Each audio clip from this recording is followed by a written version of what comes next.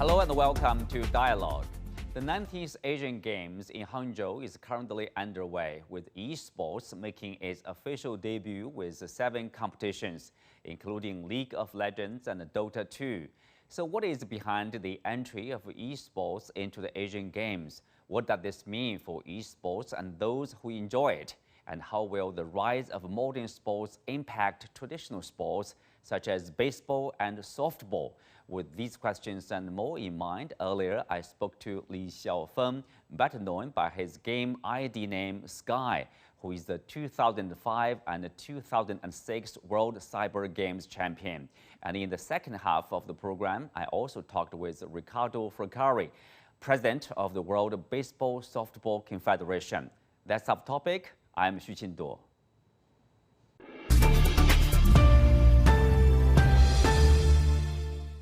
Hello and welcome to Dialogue, Xiaofeng. At this year's Asian Games in Hangzhou, esports became an official event for the first time. As a leading figure among the earliest esports players in China, you were also a torchbearer for the 2008 Beijing Olympic Games. So how do you feel now seeing esports take the stage at the Asian Games? Will you go to watch the events? 对的，我作为最早的一批电竞选手啊，我感觉 Yes, as one of the earliest esports players, I feel that it is not easy at all for esports to get on the stage of the Asian Games. It's been 20 years since 2003 when the State General Administration of Sports listed esports as an official sport. Now esports has officially become an event of the Asian Games. When I saw the news, the feeling was very special, and I felt that it was really not easy. With the efforts of several generations of esports lovers, it finally entered the Asian Games. I will definitely go to watch the games. I want to watch the final of each event, hoping to witness the moment Team China wins. If that's the case, it would be so great. 这样的话，我觉得太好了。 How much impact do you think the entry of esports into the Asian Games will have on the Chinese and even the entire Asian esports industry? Do you think we may be seeing more esports in China and Asia in the future? From the point of view of the competition, what is the difference between the Asian Games events and those held in the esports league? 我认为会有很大的一个影响，因为 I think it will have a great impact. As I just said, esports has been an official sport for 20 years, but there has been no opportunity to enter a high-level sporting event like the Asian Games. With the esports entering the Asian Games this time, as far as I know, not only those selected by the national team dream of winning the gold, every practitioner, every worker in the entire esports industry is paying attention to this event. Hopefully it will go well in return for their efforts and support for so many years. It's a really special feeling. In addition, these esports events of the Asian Games are actually some of the mainstream ones in China and even around the world, which are really popular. The audience base of these events is very good. I believe that if a country can win the title or get good results, the Asian Games will be of great help to the leagues, which can generate greater influence even beyond the industry itself. These are all aspects of the Asian Games that are completely different from other traditional esports events.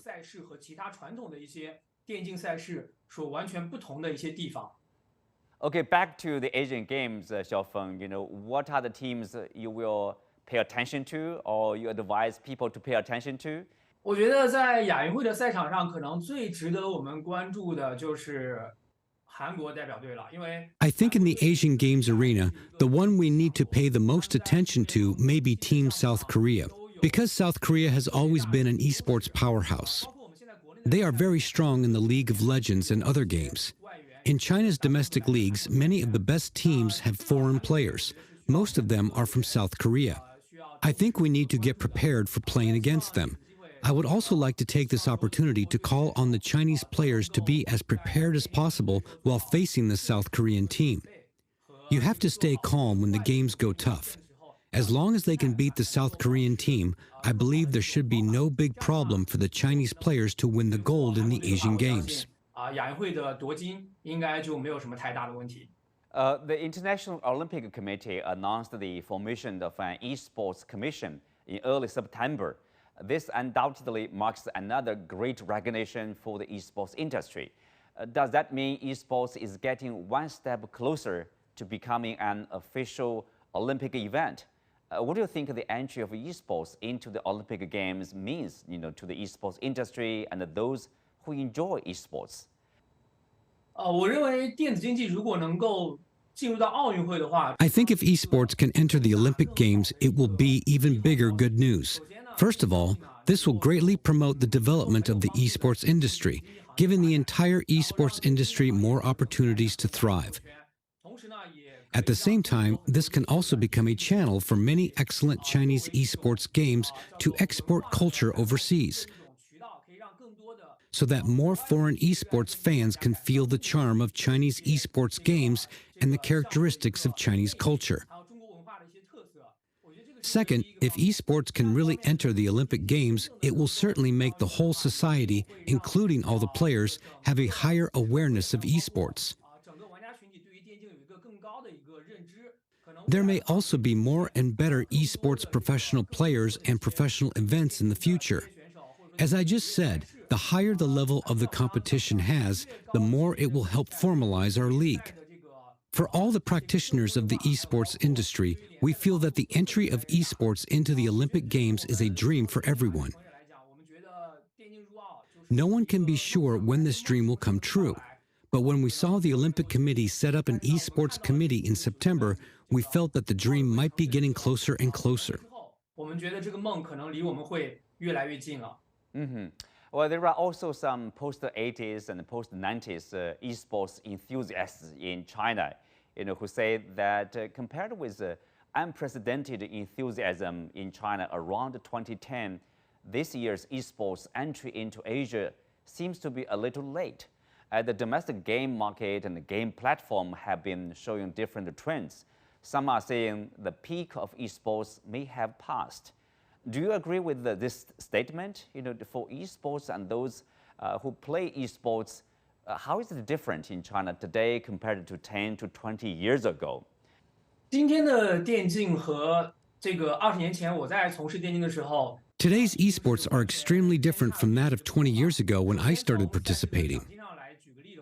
Taking the prize as an example, when we were in 2003, the prize of most tournament champions was only about $10,000, but the number today could be as high as millions or even tens of millions.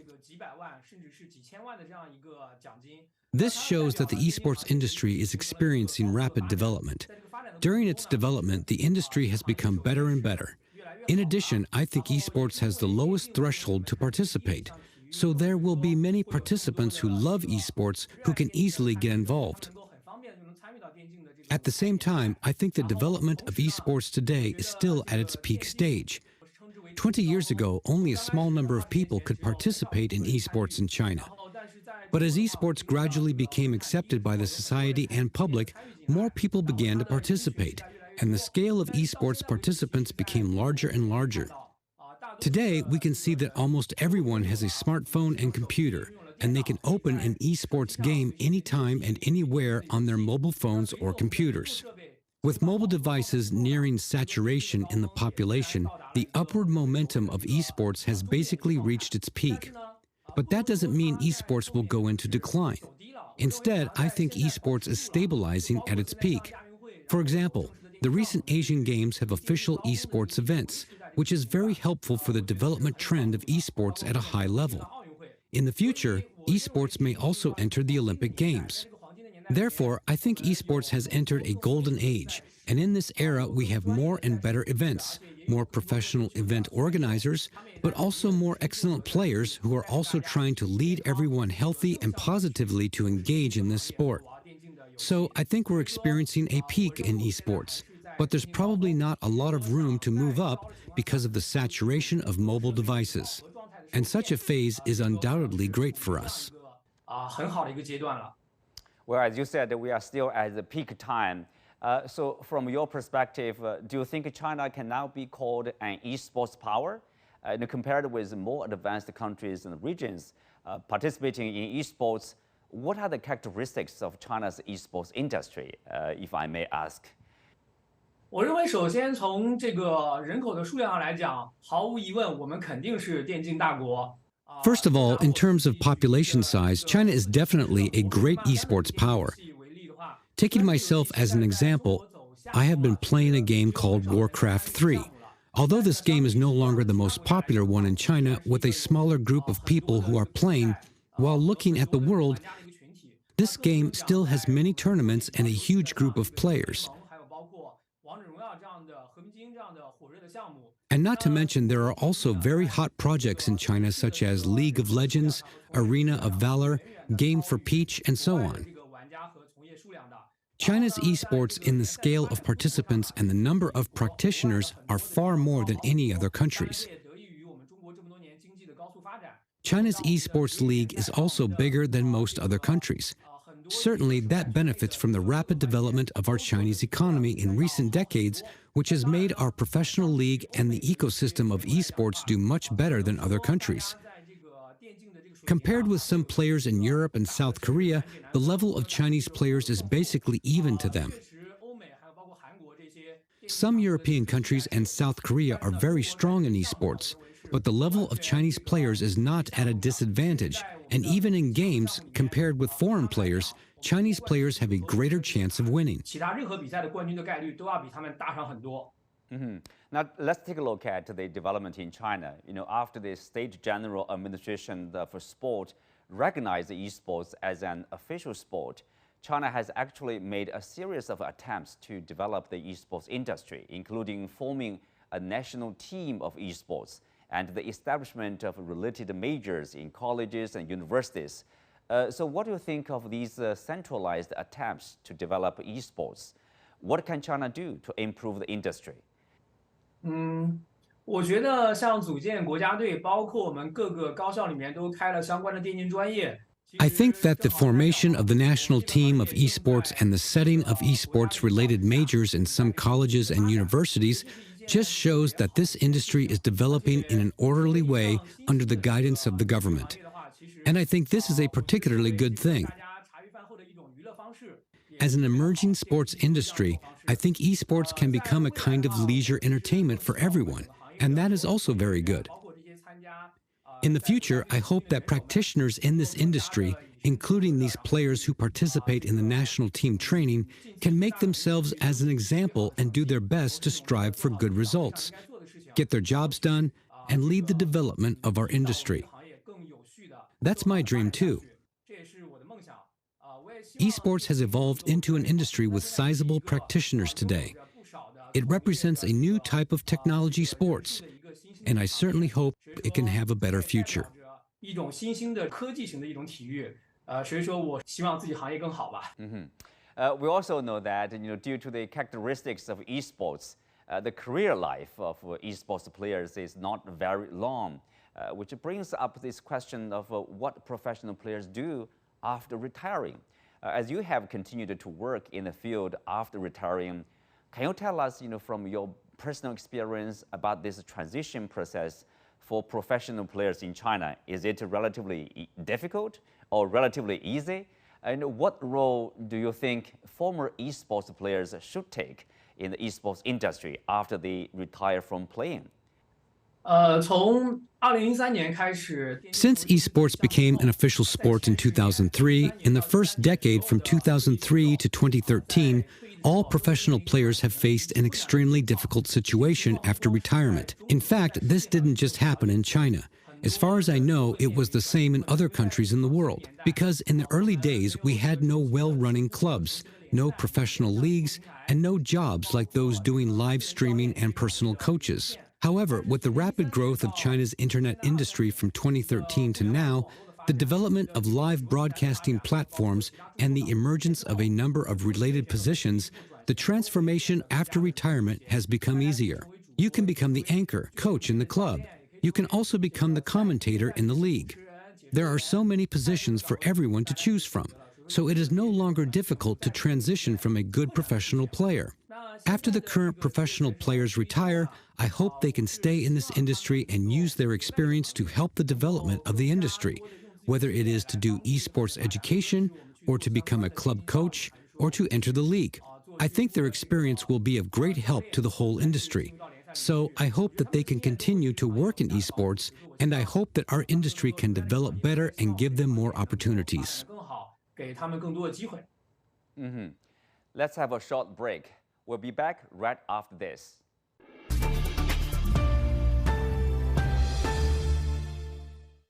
Mr. Fraccari, welcome to Dialogue. Let's start with some basics. Of course, this sports, how familiar it is probably to the people in China and also in this region. Unlike football, table tennis or badminton, baseball and softball are not that, let's say, grassroots sports in China. Many Chinese may have heard of them, but they are not really familiar with these games. Could you please help them understand the appeal of baseball and softball, why they are so attractive? Well, the great thing about baseball and softball is that anybody can play. There's a great team spirit and camaraderie, and everyone can easily from playing a sport in a fun, dynamic, contactless game can be played by everyone. Last week, the WEC Under 12 Baseball World Cup in Tainan City was a great example. Baseball softball are the perfect activity for Asia. They are team sports with proven results in improving the concentration of the children, and there are also a perfect family activity. And then, of course, we're talking about the baseball and the softball. For those who are not that familiar, so what are the major differences, between the two games, baseball and softball? Is it safe to say, baseball is for men and softball for women? This is not really true. The major difference between baseball and softball is the size of the ball, the size of the field, shorter, the way the ball is pitched, baseball overhand and softball underhand. But baseball and softball are played both by men and women. We have men baseball and men softball, women baseball, women softball. Right now, the Women Baseball World Cup Group A is taking place in Canada, where Hong Kong, China is currently competing. So we had the Men's Softball World Cup, featured 12 teams last year, with the next edition starting next year. And just for give one example, for the world rankings, men baseball program has 84, women baseball program 20, men softball program 38, and women softball program 65. So really, we can embrace men and women in both sports. It was already known that in the 2024 Paris Olympic Games would have neither baseball nor softball, though they are going to be back, for the games in Los Angeles in 2028. Tell us, what's the consideration behind the on and off in the Olympic Games of the baseball and softball? Well, you know that baseball was in the program until Beijing, and after was out. The problem that in this moment is that the IOC put a top number for athletes in the Olympic Games, 10,500 athletes. This for the sustainability of the Olympics. We are a team sports, and we have a large number of players between baseball and softball.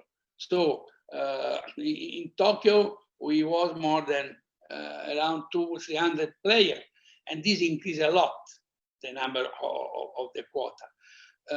This was the main reason why in Paris was not there. And for LA, the WBC, the MLB, and its partner are committed and ready to bring the best of the baseball to the Olympic Games in partnership with LA 28. And the WBC in partnership with LA will reimagine the ultimate Olympic experience. Softball will help connect LA 28 and inspire millions of people across the world, especially women and girls. And our sport will help connect millions of fans of the game. Baseball and softball in LA will attract younger audiences to the sport and encourage greater participation in the USA, in the key markets as China. But of course, our goal is to remain permanent in the program. Mm-hmm. I wonder, if it is up to the country which hosts the Olympic Games, or it is up to the Olympic Game Committee to decide, which game will be on or which game will be off. Well, different from the past, that the IOC practically decide in the program. Now the IOC is moving to give more attract the game in the country where play the Olympic, and allow to the country that hosts the Olympic to choose some sport that are more popular in the country. But of course, remain the problem of the total number of the athletes. And I think this is the first step, one process for change a little the program for the Olympics. Okay, women's softball, made its Asian Games debut in Beijing, actually, the Chinese capital, in the 1990. In the same year, men's baseball was a demonstration sport, but both have been on the program ever since. And how do you see the relevance of baseball and softball to China, as well as to the Asian Games? The Asian Games and the World Baseball Softball in China is very important for our sport. And the Asian Game is one of the biggest continental events in the world. And we are proud that baseball softball have been regularly on the program, including the next edition in 2026. As I told you before, baseball in all the Asian continent, baseball and softball is very popular in many countries, and not only the big one. It's growing also in other small countries. And the popularity of our game in China and Asia is consequence of this. China held its first national women's baseball championship last year in Hangzhou, and the first women national team was born in Hangzhou on that occasion. So the signs of further growth are very encouraging. Mm-hmm. Well, for the game, I know firsthand that China has the experience and the expertise to deliver a magical, fantastic Asian Games in Hangzhou. For baseball softball in particular, artists will have the privilege to competing at the new state-of-the-art Xiaofeng Baseball Softball Sports Center. It's new, it's fantastic, and it's a beautiful and modern venue, and I believe the largest in China. And also here, the Chinese Baseball Association will host also the WC Under 23 Baseball Cup in 2024. So the future is truly bright for baseball softball in China. And we are excited for Hangzhou 2022 baseball softball action to inspire fans. The WC, of course, has found memory of baseball softball tournament in the Beijing 2008 Olympic Games, where baseball softball featured on the program. Baseball softball, of course, also featured in 2010 Asian Games hosted in Hangzhou. We are very excited to be back in China for a major multi-sport event for many reasons, because Beijing it still remains in our memory, and Hangzhou 2022 Asian Games, which I have no doubt will be a fantastic event hosted to the highest standard. Yeah, sounds exciting. Well, as you said, in recent years, we have seen rising popularity of baseball and softball in China. It was understood that China's market volume for baseball would reach like 28 billion yuan, the Chinese currency, in 2023, this year. And then 2 years later, in 2025, the number would reach 30 billion yuan. So that's huge. I want to ask you, we see, how do you see this development or popularization in China in terms of, let's say, commercialization of the game, and also how welcome it is among the public? You know that the WC formed the world ranking according to the result and the participation of the different teams in our World Cup. And the number of China, if you look now, really positive, is growing. In men's softball, in men's baseball, the ranking is 23, among the other World Baseball Classic participants. China improved the most, gaining 7 positions to go to 23. So it means that real is growing. In women's baseball is 15. In women's softball 11. This is in the world. So I think it's very, very good position. And we continue to work on key areas for improvement. Improve the performance of the Chinese national team and generate more local star athletes. This is another important thing. Improve the number of good quality venues. As of 2019, there are 141 training venues, 27 venues, and 20 indoor venues. We need to improve the access to inexpensive, good quality equipment and make our sport easier to play and access, provide inexpensive training opportunities, and increase the number of professional trainers. Look, the Asian Games, of course, do you think the success of the 2023 Asian Games may help to promote baseball and softball sports in Asia, especially in countries that don't have a strong fan base currently? The WC introduced in different ways for baseball and softball for fans to experience the sport. We invite, especially for the baseball 5, that is very easy game. We invite every student to play baseball 5 that is in the Youth Olympic now in 26. A new sport. Baseball 5 is a new sport, as I told, that gained popularity around the world. All you need is a ball, rubber ball. So we don't need any material, but we can play in every. The Asta is play everywhere. So we can play in every village, in every place, and it's fun. And everyone has the opportunity to compete also in the Olympics. Mm-hmm. Mr. Fraccari, of course, politics should be free, should be absent from sports.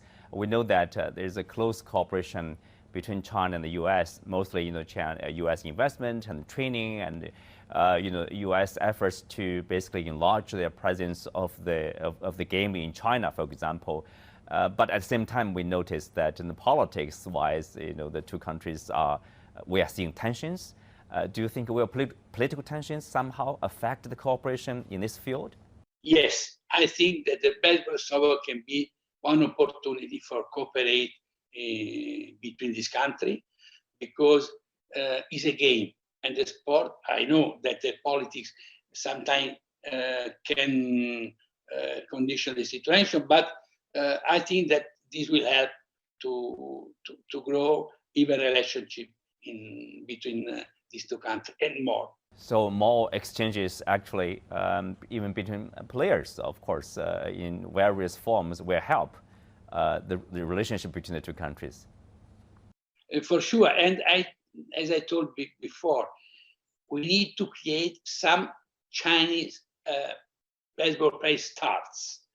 This will help to grow and to attract more young players, because some Chinese players just have near to be in the professional. So I think that this relation can help also to grow, because the day that we create some starts, the kids go to see this like a hero, and for sure will help to grow in all the countries. Thank you, Mr. President. Thank you for speaking with us.